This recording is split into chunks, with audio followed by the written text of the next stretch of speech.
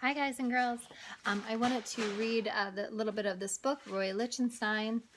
Roy Lichtenstein was born in New York City in 1923, along with artists Andy Warhol, James Rosenquist, Klaus Oldenburg, and a few others. He helped to create pop art. This was one of the brightest and most fun periods of art ever. It's a picture of him. What? Why do you ask that? What do you know about my image duplicator? Roy Lichtenstein's most famous paintings are pictures of ideas that he got from bubble gum wrappers, comic books, newspaper ads, and even the yellow pages of the phone book.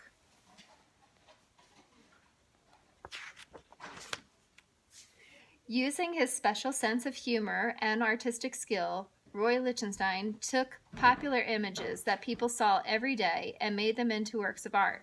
The name pop art came from the word popular. Roy Lichtenstein had always been interested in drawing, science, and the way mechanical things work. While growing up, he read all kinds of science magazines. Television hadn't been invented yet, so kids listened to radio programs instead. Roy loved listening to science fiction radio adventures of Flash Gordon.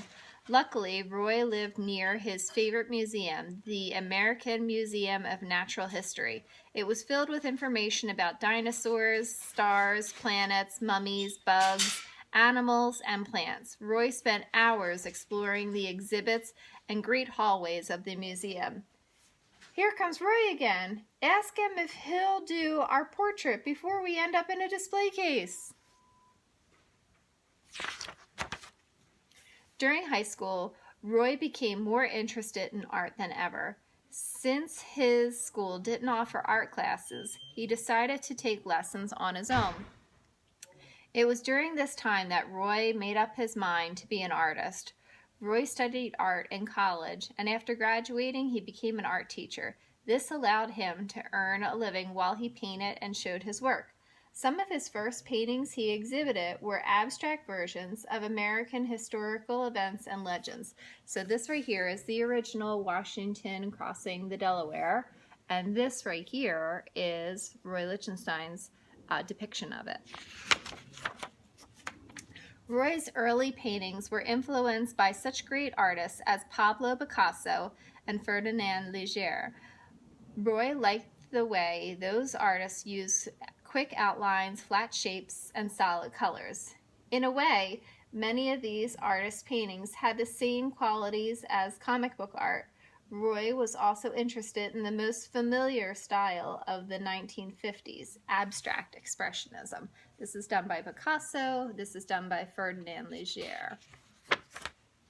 Abstract expressionists like Jackson Pollock, who painted this, and William de Kooning, who painted this, used wide brush strokes, often spattering and dripping paint across their canvases. They did this to show their innermost feelings. It took a long time for people to get used to abstract expressionist art. Once they did, though, it seemed like it was the only style of painting anyone cared about. Artists everywhere are painting in this easy-to-copy style. Even though Roy Lichtenstein was interested in abstract expressionism, he felt it was being used way too much. Stand back. I'm feeling love and anger at the same time. What a genius. Wow. I've seen enough of this. So that's the cartoon. See, that's how Jackson Pollock, the gentleman who created this painting, did his artwork. He laid the canvas on the floor and then spattered it with all kinds of stuff. De Kooning used a brush. Roy started looking for new and different ways to paint. He looked at bubblegum wrappers and comic books with his sons. One day, just for fun, he made a large painting of a funny cartoon with Mickey Mouse and Donald Duck. Look, Mickey, I've hooked a big one.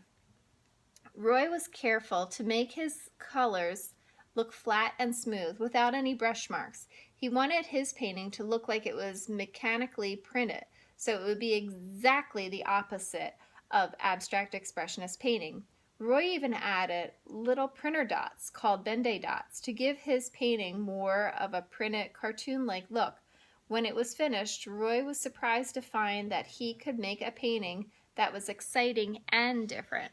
So this is a close-up. I don't know if you guys can see the dots. They're really faint on this one. They're actually easier to see on the painting that we saw in the beginning. See how you can kind of see that there's little tiny dots? Those are the Ben-Day dots. The ones that are in the eyes are a little bit smaller than the red ones that you see on the face. But when you look at it far away, it makes it look like the flesh color instead of red, but it's really red dots. Crazy, right? Roy Lichtenstein went to work making more paintings of ideas that he got from comic books and newspaper ads. He took his paintings to a well-known art dealer in New York. Leo Castanelli appreciated new ideas in art. He loved the fresh, exciting paintings Roy showed him.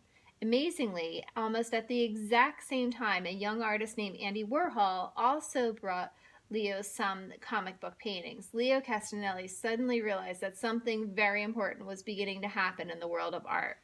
So this is done by Roy Lichtenstein, and this is the cartoon. Do you remember Andy Warhol from when you were younger? I think when you were in 3rd grade, I read a book and we talked about Andy Warhol wearing wigs all the time. So that was one of his wigs, and this is his painting, and this is Roy Lichtenstein.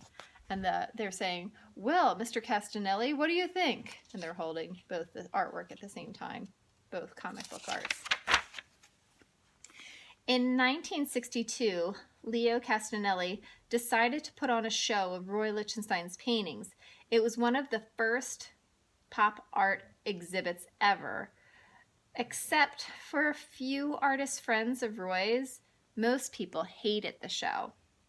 Other pop artists were beginning to show their work at this time. Andy Warhol decided to paint Campbell soup cans instead of comic book pictures, and Claes Oldenburg was making giant fast food sculptures. Some art critics felt that they were looking at things in pop art exhibits that they were forced to look at in the supermarket. They thought pop art wasn't serious at all and a big waste of time. I've had it with these artists. I've just got used to abstract expressionism. And now this, I feel like I'm in the grocery store. Excuse me, folks? You are in a grocery store. The pop art show is across the street. So this right here is Andy Warhol's work. I think I showed you that when you were a little younger. This right here is Claes Oldenburg's hamburger. When you were in kindergarten, I might have talked to you about Claes Oldenburg. In fact, I think we made a collage of hamburgers. And up here at the top is that cartoon I just read to you. So I'm going to stop right there for